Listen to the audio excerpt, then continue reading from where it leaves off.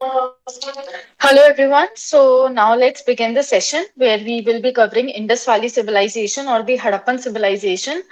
A very crucial topic for the UPSC examination because we see a question time and again in prelims, and in fact it is also an important area for the mains examination. So I would always say prepare this topic and some other topics like the Gupta age, the modern age with full focus, with full importance because they utilize a very crucial place in the whole UPSC cycle. So let's just begin the session in 1 minute.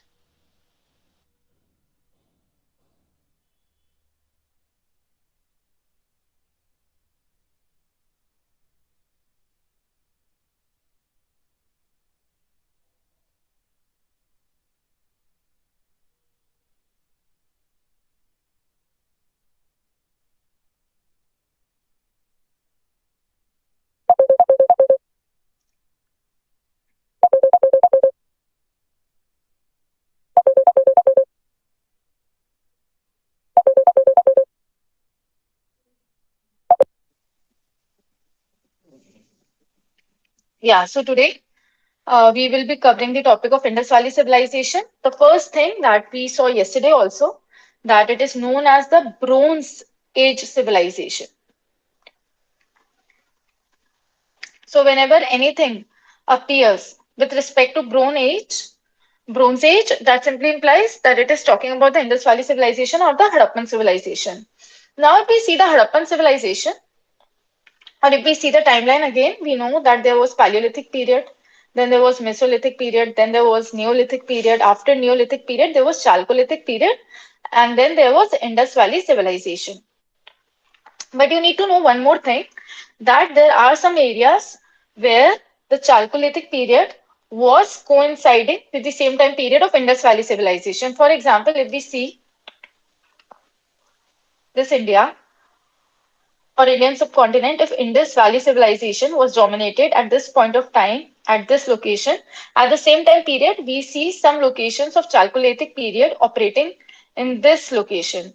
So there is also what is known as overlapping of the time period in case of Chalcolithic civilization and the Indus Valley civilization.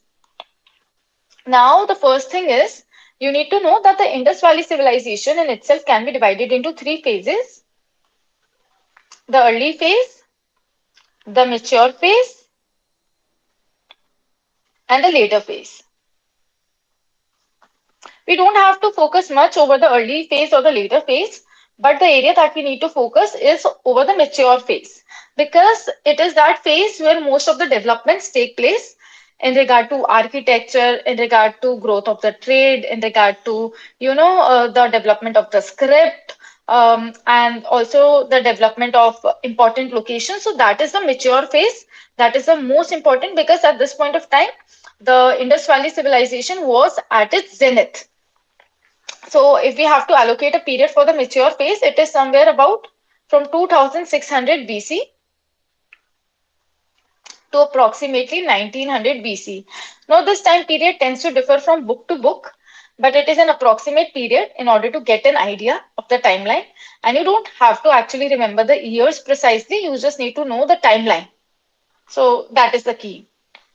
Now, if we talk about the Indus Valley civilization, the first person who was the one to announce the discovery of the Indus Valley civilization was John Marshall. So, John Marshall was the first or the very first person who announced the discovery of the Indus Valley civilization. And if we talk, as I've told you right now, if this was the Indian subcontinent, Indus Valley civilization was stretching over the parts of India, over the parts of the Pakistan, and over some parts of the Afghanistan. So the northwest part of the Indian subcontinent is where the Indus Valley civilization was located, basically over the Saraswati river system. Let me show you the exact location through a picture. And this is the exact location where the Indus Valley civilization and its sites were located. You can see that the Manda was in the north. Then there is Alamgirpur, that is in the east. Then there is Sukta Gendor towards the west. We have Daimabad towards the south. So this is the extent of the Indus Valley civilization, mainly concentrated in the northwest part of the India.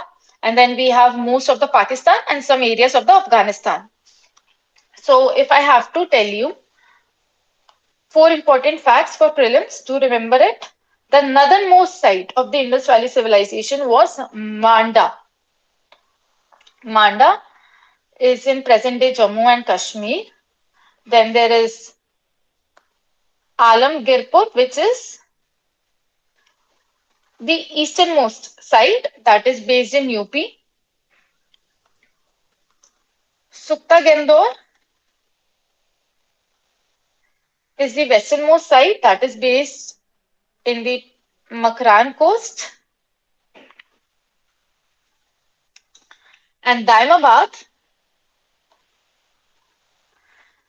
in Maharashtra is the southernmost Indus Valley site.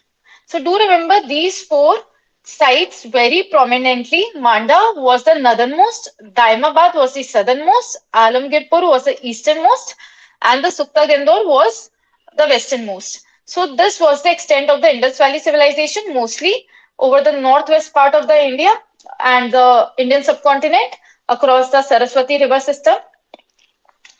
First person who announced about it was John Marshall, and the mature phase is having the time period of mainly 2600 BC to 1900 BC. Now you need to know one more fact, important for prelims, that at this point of time, other than Indus Valley civilization, there were other ancient urban civilizations also. For example, there was Mesopotamian civilization, right? There was Egyptian civilization. But out of all the civilizations that were existing at that point of time, the Indus Valley civilization was the largest. So out of all the four ancient urban civilization, Indus Valley civilization was the largest civilization. Now, if we talk about the important sites of the Indus Valley civilization, the most prominent part or the most important site would be the Harappan site. And this was actually the very first site to be discovered, and that is why Indus Valley civilization is also known as Harappan civilization. It is based out of the present day Punjab in Pakistan, and it is across the banks of Ravi River. Each and every fact is important for this site. So Harappan civilization was the very first site of the civilization to be discovered. It is in the present day Punjab, Pakistan. It is across the banks of the river Ravi, and it was discovered in the year 1921. And the one who excavated it was Dayaram Sani. So Dayaram Sani was the person who excavated the site for the first time. Now, why Harappan civilization is very prominent? It is known for few excavations that have, enriched our archaeological history a lot. And what are those things? Firstly, we have found 6 granaries in the Harappan site, and these 6 granaries are actually arranged in 2 rows. That is the first thing. The second thing is we have also found coffin burials in Harappan location and a cemetery that is known as cemetery R37. So these are the 3 key things that you have to remember. Other than this, we have also found what is known as naked male torso, and it is made out of red sandstone. So do remember that the Harappan site is known for 6 granaries that are arranged in 2 rows, coffin burials, cemetery R37, and naked male torso that is made up of red sandstone. So this was the first site to be discovered. And if we see the exact location of Harappa, you could see that it is along the Ravi River. And it is located in almost the central part of the Indus Valley civilization. Then the second most prominent site is Mohenjo-daro. Mohenjo-daro was discovered in the year 1922 and it was excavated by R.D. Banerjee.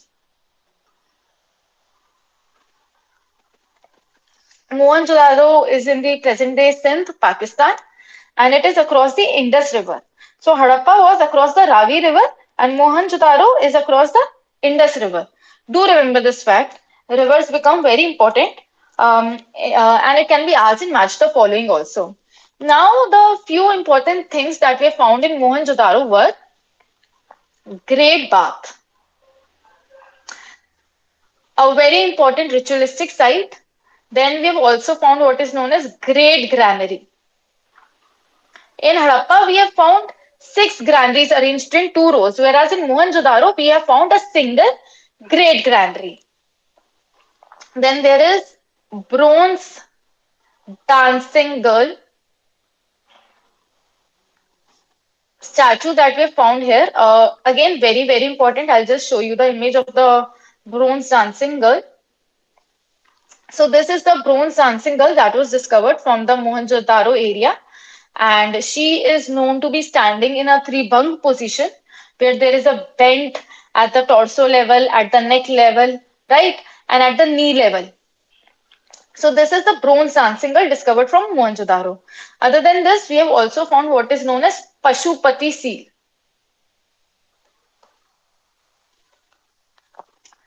Pashupati seal is also known as Proto-Shiva.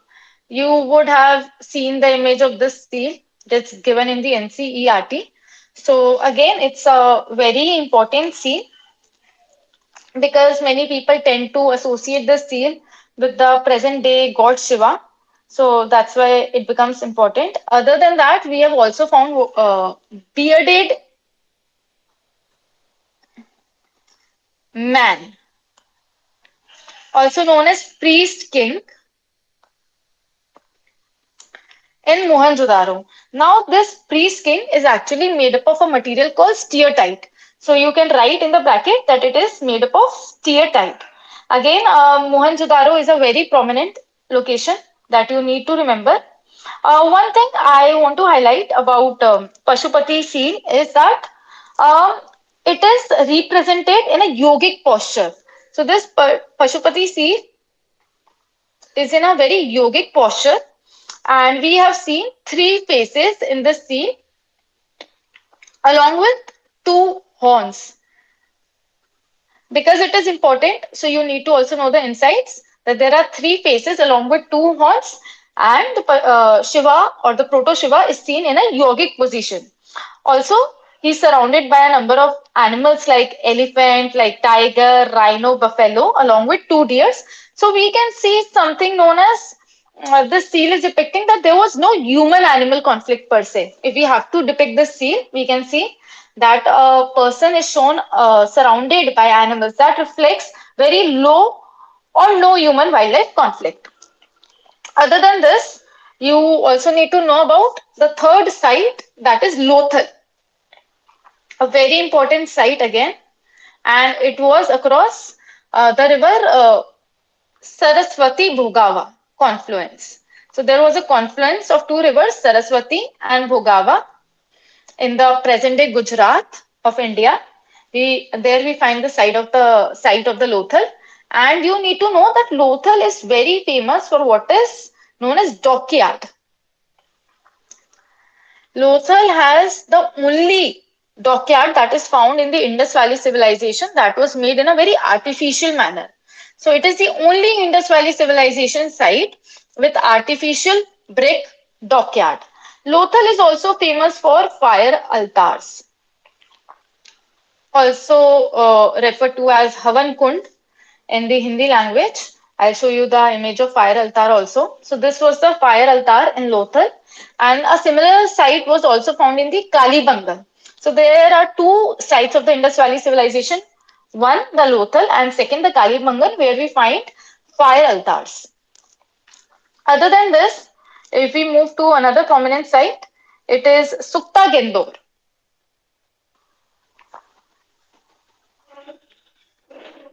if we have to know anything about Sukta Gandor, we need to know that it is in present day Balochistan,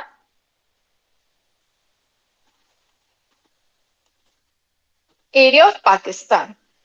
And we have already seen that it was located towards the westernmost part of the Indus Valley civilization. And uh, again, if we have to talk about another site, it is Fort DG. Once a question was asked in the UPSC prelims examination of which of the following are the Indus Valley sites, and in that one of the option was also Fort DG. So do tend to remember at least the names of all the Indus Valley civilization sites. So if a basic question is asked, you can do it easily. Now Fort DG was also across the river Indus only. Another important site is Kalibangan you can take. If I talk about Kalibangan, Kalibangan, as I've told you right now, it is also famous for fire altars and it is located in the present day Rajasthan.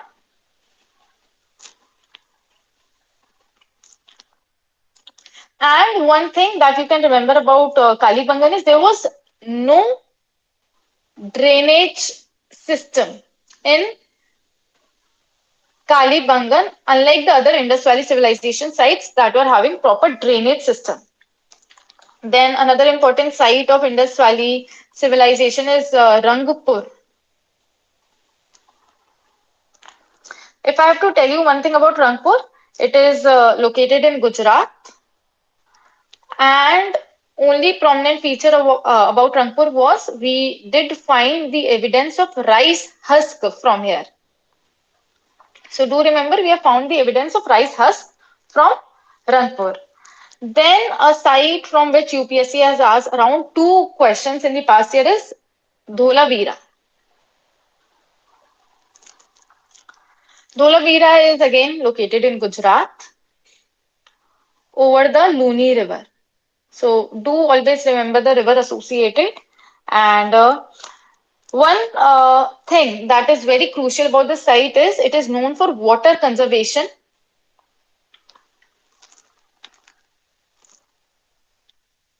techniques. So very important to highlight it. And it was one more unique feature. It was divided into 3 divisions. All the other Indus Valley sites are going to have only 2 divisions. We will do it in the characteristics that they were divided into only 2 parts, the upper town and the lower town, where upper town was known as Citadel. But this particular site of Dholavira had 3 divisions. There was upper, there was middle, and then there was also lower. Then you can also know about another important site of IBC, Banavali. Banavali was across Saraswati River, and Banavali is mainly known for oval settlement. It was having what is known as oval settlement, and it is located in the present day Haryana. One fact that you can remember about it. Then the other Indus Valley civilizations are Rakhigadi. If we have to know anything about Rakhigadi, it is across the river Ghagar. It is located in present day Haryana. And it is the biggest Indus Valley site discovered so far. So it is the biggest Indus Valley civilization site that has been discovered so far. So do highlight this fact. And we also have some other sites, Indus Valley civilization sites, of which you can at least remember the names of. We have Balakot. And other than Balakot, we have Sudka Toda. Then we have Ropar. Then we have what is known as Rangpur. We have Alamgirpur. Other than Alim, Girpur, we also have, uh, I would say, Amri. Amri is, as I've told you, in Sindh, Pakistan. Then we also have Chanu Daro.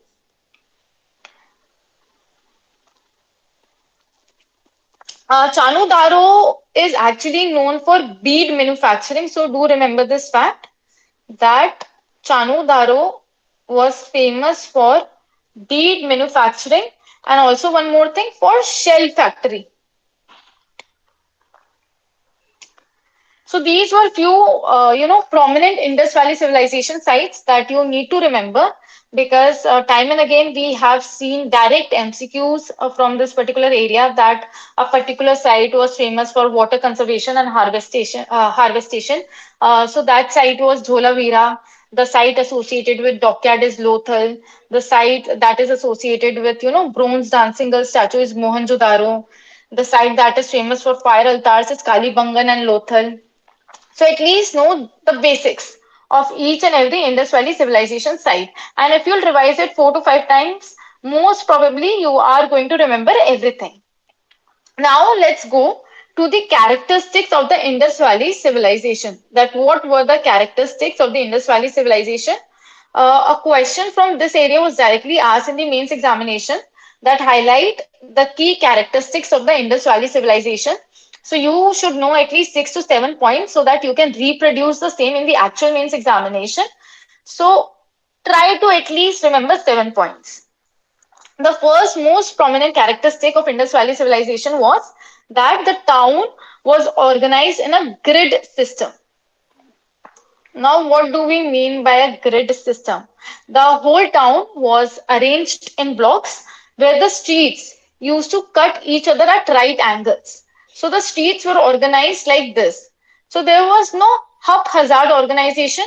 बहुत proper तरीके से streets organise होती थी right 90 degree पे एक दूसरे को cut करती थी so do remember this thing and then, as I've told you, the another feature that the towns were mainly divided into two parts.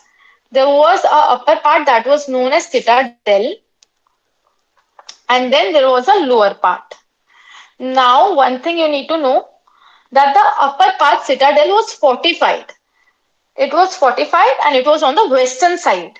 So it is believed that members of the ruling class would might have lived here, or maybe and we also find all the prominent public buildings like the Great Bath in this citadel area of the town.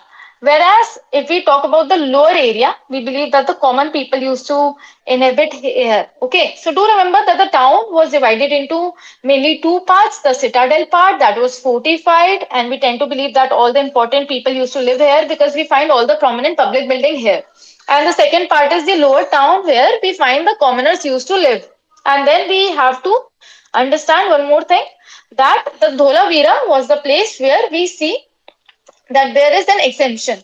Why Dholavira is an exemption? Because we find it had citadel, it had the Yes. hello. What happened? Yes, ma'am. I was telling. No, ma'am. I was just telling three layers. That means middle, lower, and upper. Sorry, pardon. Can you repeat again? No, no, ma'am. I thought you were asking, so I was telling lower, upper, and middle. Okay. Yeah, it's fine. It's totally fine.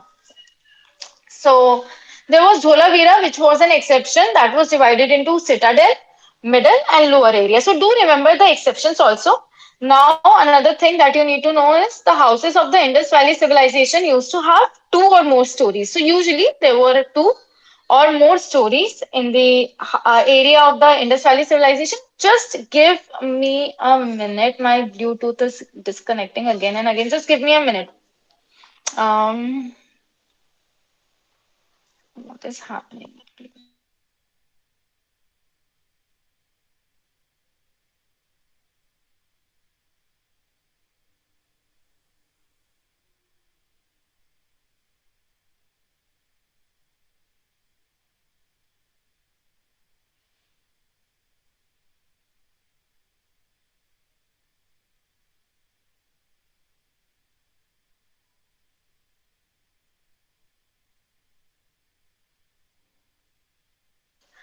Hello, am I audible properly? Yes, ma'am. Perfect. So coming back to this, we were talking about the houses. So usually the Indus Valley civilization's houses were arranged in two or more stories. Normally, this was the pattern followed, and there was use of large-scale burnt bricks in order to build them. So very prominent feature about them was burnt bricks. This was the only ancient civilization out of the four largest civilization where we see a massive use of burnt bricks. Along with that, you need to remember that the drainage system was very well organized in the Indus Valley civilization. In the Indus Valley civilization,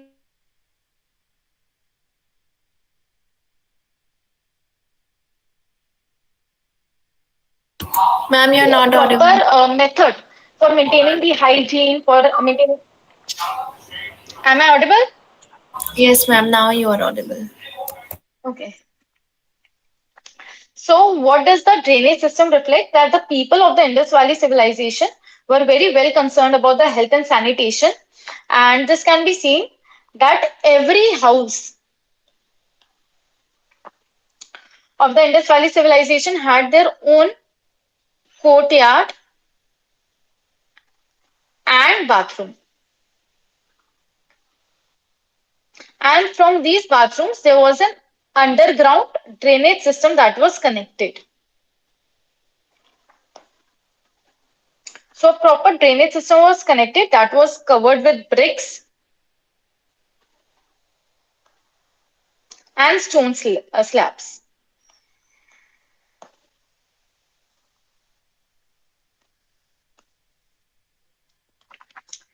So do remember this fact again. It is very important that the drainage system was also covered in order to prevent, any infiltration, and it was covered with brick or the stone slabs. And another important characteristic that you can remember, other than the grid system and everything, is the material, that is the burnt brick that was used, was following a very standardized ratio. The ratio of the burn bricks was 1 is to 2 is to 4. So we can see a proper system that was developed for making this burn bricks, because the bricks found from the sites of the Indus Valley civilization were of the standardized size ratio. Other than that, do remember the important buildings. As I have already told you, we have found the Great Bath in the Mohenjo-daro, but it is believed that it was used for what is known as ritual bathing. And it was made in a manner that it was completely watertight. So, gypsum mortar was used to make it watertight. Gypsum mortar. Other than that, do remember the granary that was found in the Mohenjo-daro was the largest building in the site. It was the largest building in the entire site, the granary of the Mohenjo-daro. And then we also have seen in the art and architecture that there were also water reservoirs in Dholavira. Water reservoirs in Dholavira. Other than that, one thing you could know about the Indus Valley civilization is the primary occupation of the people of Indus Valley civilization was agriculture. They used to grow barley, wheat, peas, mustard, dates,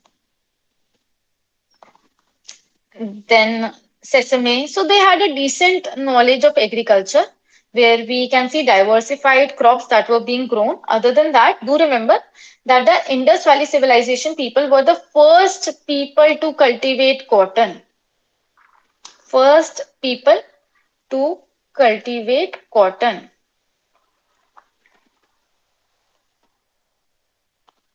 And since they were the very first people to cultivate cotton, they were also referred to as Sindans by the Greek people.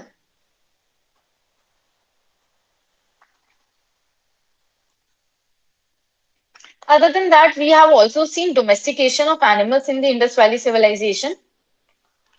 And the animals that were domesticated were sheep, goats, there were buffaloes, and we also find what is known as a wooden plowshare from the Indus Valley civilization. And also, the people of this civilization used various metals. They used bronze, we know that, but other than bronze, there was use of copper, there was use of gold, there was use of silver, but they did not know anything about iron. Again, a very important fact, do remember that it is only during the Vedic period iron would be used. So Indus Valley people were aware about various metals, but they did not know about iron. Other than that, they used to engage in trade. There was extensive barter system, and the trade was both internal as well as external. What does that imply? They used to trade among the various sites of the IBC. For example, Kalibangan having trade with Lothal, or Amri having the trade with Rakhigadi, but they also used to have external trade with civilizations such as Mesopotamia. How do we know that? Because in the Mesopotamian civilization text, we have found the reference of a term called Melua that we believe was used for Indus Valley civilization by the Mesopotamian people. So, Indus Valley civilization was engaged in both the internal trade as well as external trade.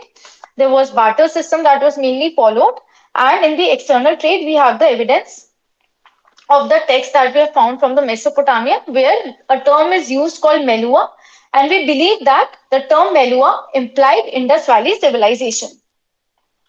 Then, some more important facts: where did the gold come from? How were the Indus Valley people getting the gold?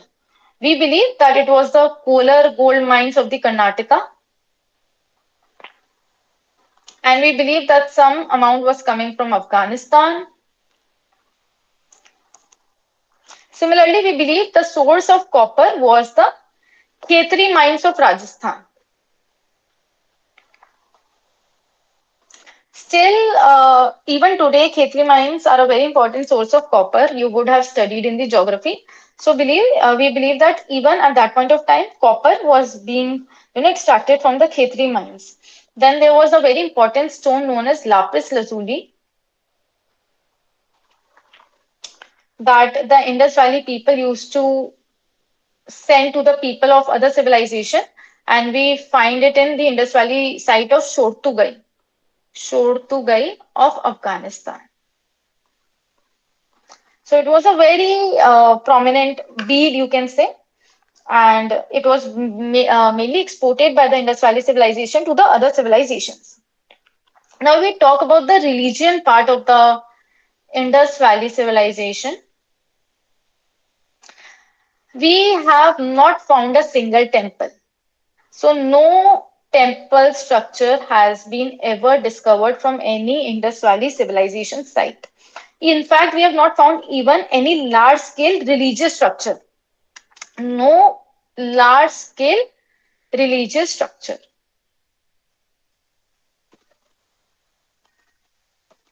Only thing that we have found can be associated with ritualistic purpose on a large scale is the Great Bath. Other than that, we have found Mother Goddess. Now, this Mother Goddess is a symbol of somewhat called fertility, and we have found what is known as a terracotta figurine of the Mother Goddess. So this reflects there was some form of female worship. People were aware about the value of the woman in terms of fertility. So though we have not found large scale temples, large scale religious structure, but there was an element of religion that was prominent in Indus Valley civilization that can be seen from Mother Goddess, that can be seen from the Pashupati seal that I have highlighted before, that was also referred to as Proto Shiva. Then there was also some form of nature worship. They used to worship what is known as animals like unicorn. How do we know that? We have found a number of seals of unicorn. Then there was also humped bull, worship of people tree.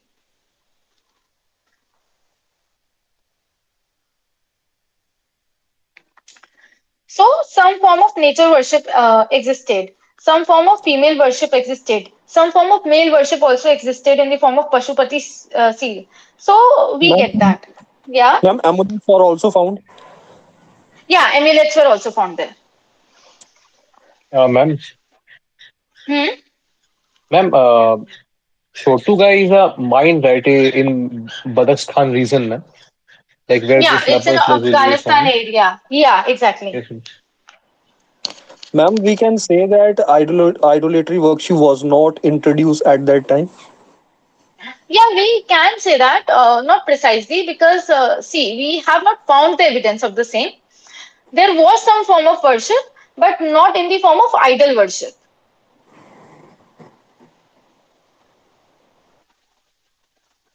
Is that clear? Yes, ma'am. Yeah. Then we have found a number of seals from Indus Valley civilization. The seals are mostly either square or rectangle. And in the seals, we have seen often there was a depiction of animal motif. Animal motif in the form of I have highlighted you either a unicorn or a humped bull. And also we have found some seals having a very short inscription, inscription that is mainly written in some script that we have failed to depict till now. We have not deciphered it till now, but the content was usually written from right to left. So that becomes important, that any inscription that we have found, the content was written from right to left. And we believe that maybe these seals were used for commerce or for barter trade or maybe even as amulets. So seals become important, and seals were made up of material called as steatite.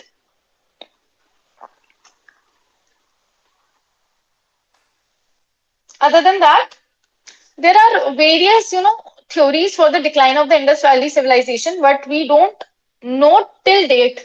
Research is going on that which is the most right one, but there is multiple theories. So one theory is maybe there was climate change, or maybe there was a drought due to climate change that led to drying up of, the Saraswati river system or the Indus river system that led to the decline of the civilization. Some people say might be there would be, Aryan invasion, but the Aryan invasion theory has been largely discarded now. Some people refer to as, maybe there would have been a tectonic disturbance that would have resulted into floods or the changes in the course of the Indus River that would have resulted in the decline of the civilization. Some highlight maybe there was deforestation. So yet we do not have a universal accepted theory of the decline of the Indus Valley civilization. There are multiple theories. There are multiple reasons that are given for the same, but we do not know a conclusive answer to the same. One more thing that I would like to highlight is that weights were also known to the Indus Valley people. There was proper system of weights, a binary system per se.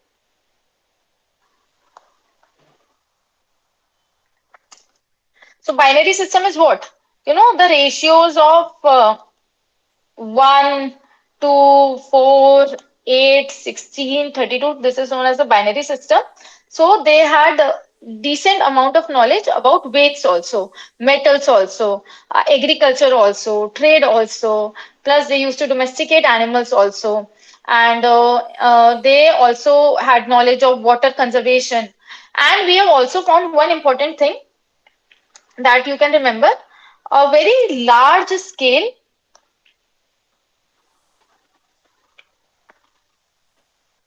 signs,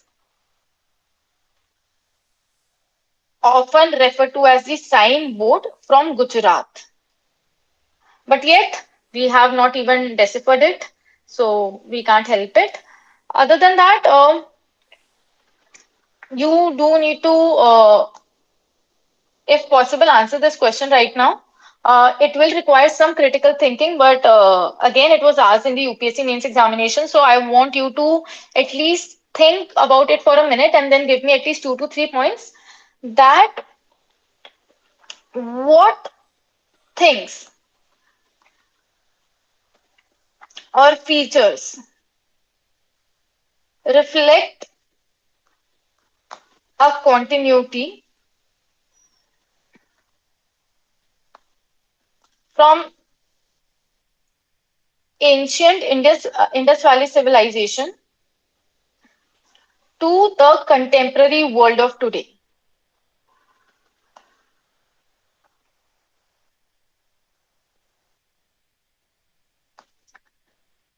Just think about this question for a minute, try to brainstorm this question and see if you are able to generate any points on the basis of thinking that what are the features, what are the things that reflect a continuity of ideas or architecture or infrastructure or everything from ancient Indus Valley civilization to the contemporary world of today. Please brainstorm it for 1 minute before answering.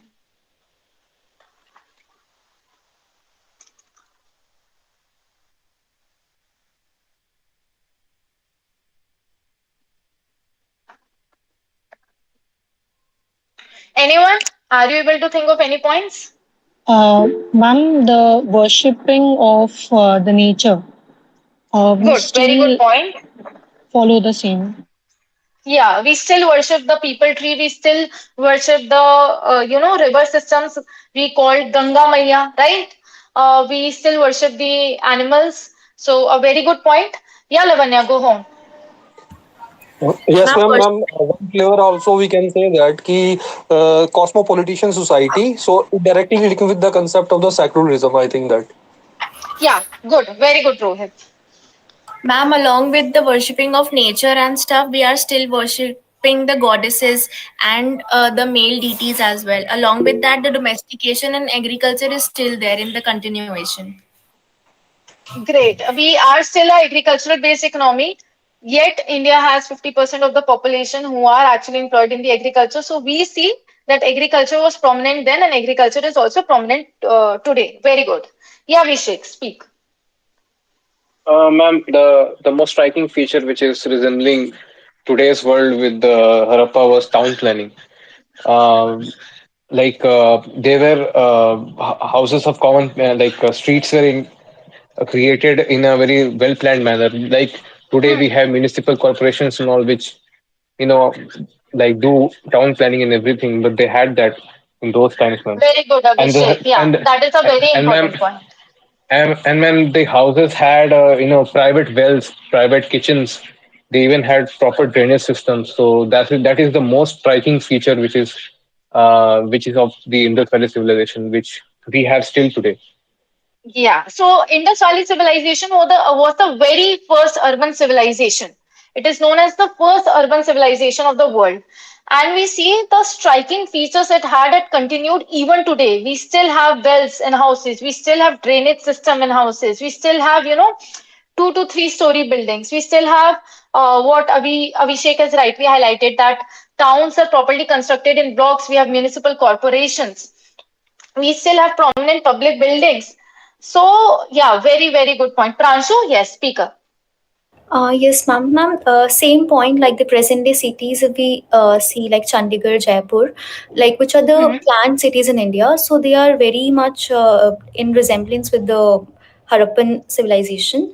And also, ma'am, if we see the socio-political hierarchy in India right now, so that is also same as the like Indus Valley civilization, the segregation and the commercial and residential spaces also. And apart from this, ma'am, the storage centers can also be compared. For example, like Yeah. the granaries. So that can also be compared. The most important thing that I like about all the answers was Pranshu, you did really brainstorm really well. You did highlight the social dimension also that was missing in the points of others. That yes, there was social stratification even back then, as can be seen in the difference of the upper town and the lower town. And we also see the same segregation today. And we had storage at that point of time. And we still have storage system. We have warehouses today. So we follow a lot of things that we followed back then. So there are so many things that have continued from the ancient times to the present times, reflecting that the knowledge of the ancient time is equally important in order to understand the present world of today. You can simply use this line as a conclusion if such a question is asked, that it is only the ancient knowledge that helps us to understand the foundation of any civilization, which also helps us in building a better present today. And the value that Indus Valley civilization gave to hygiene, sanitation could also be seen in the Swachh Bharat Abhiyan of the government today, right? You can interlink it with the government missions.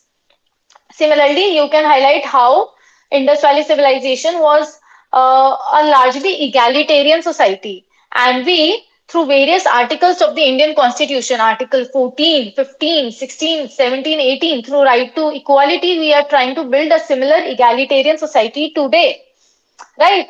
And you can mention how pottery was a very prominent part of the Indus Valley civilization. And today also, government is promoting the pottery of the village area by marketing. So you always need to make such interlinkages in order to make a very comprehensive answer in the mains examination.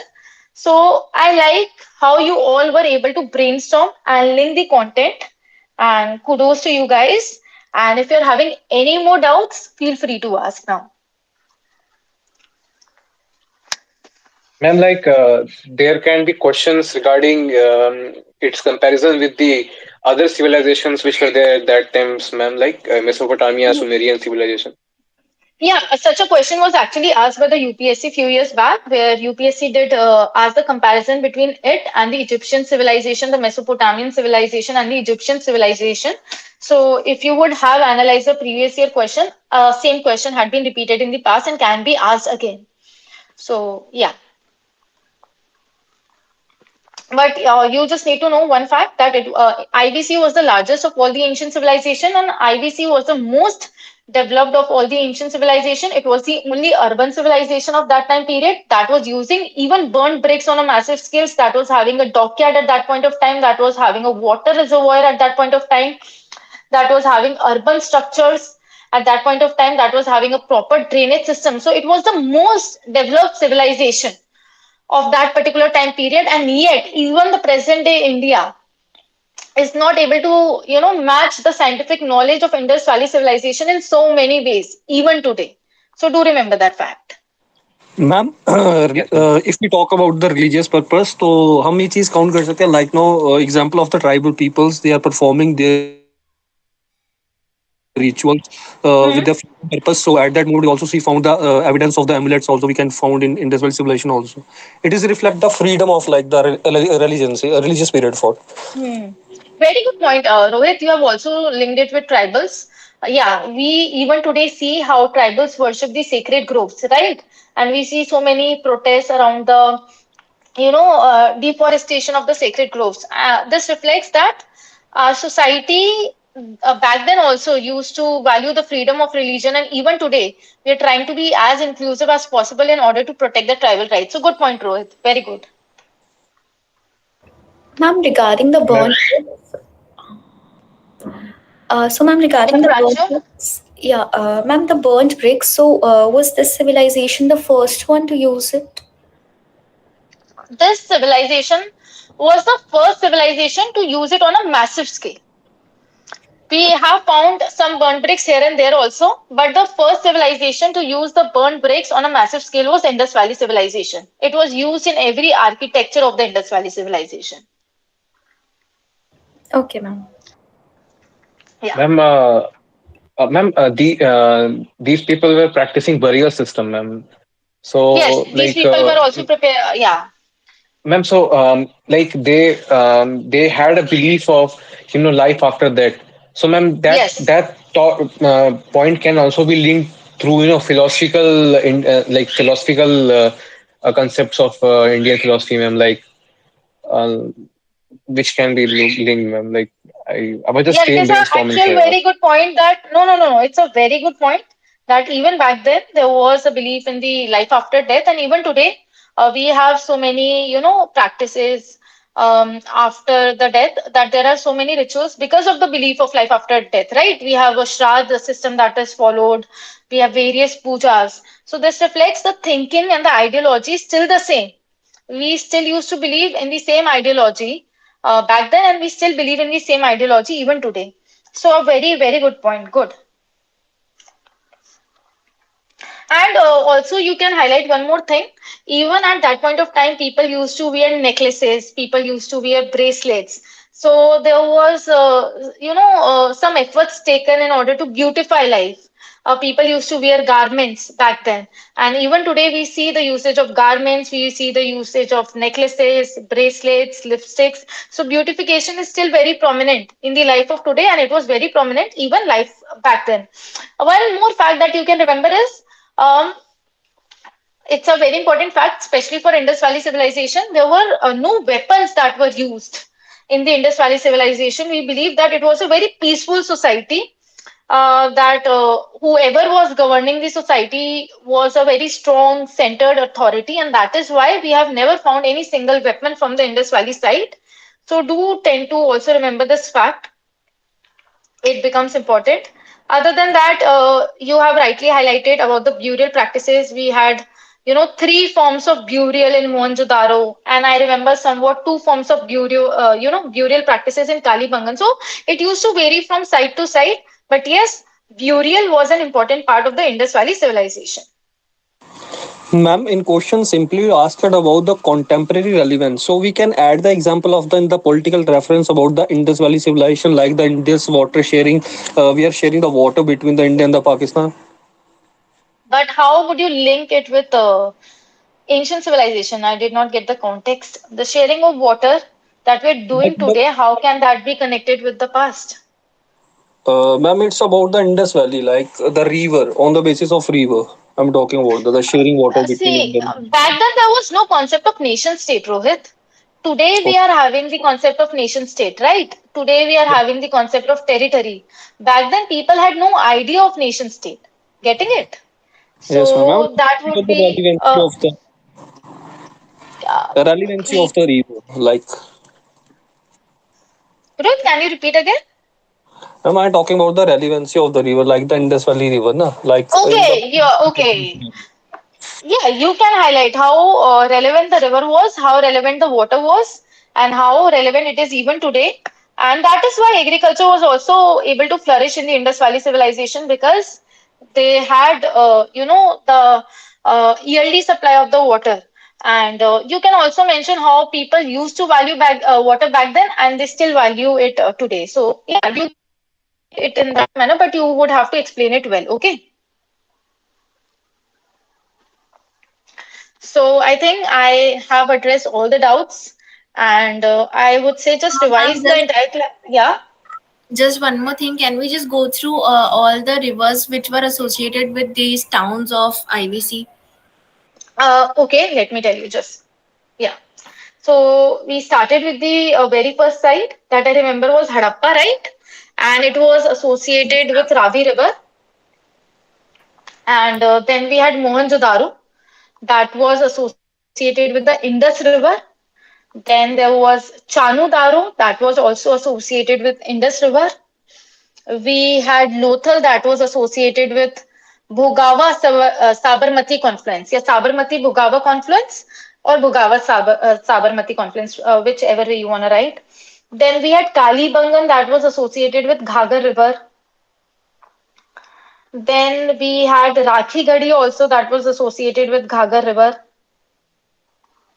We had Dholavira that was associated with Luni River. We had Banavali and Balakot. Both of them were associated with Saraswati River.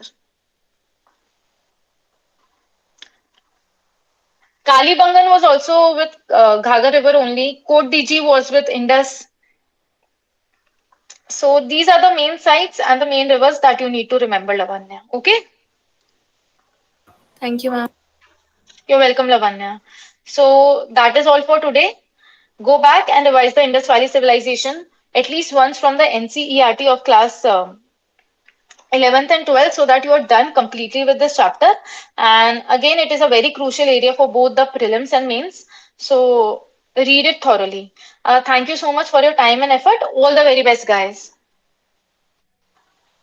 Thank you, ma'am. Thank you. Thank you. Thank you, ma'am. And ma'am, also please share this PDF also. Yeah, sure. I'll do it. Thank you, ma'am.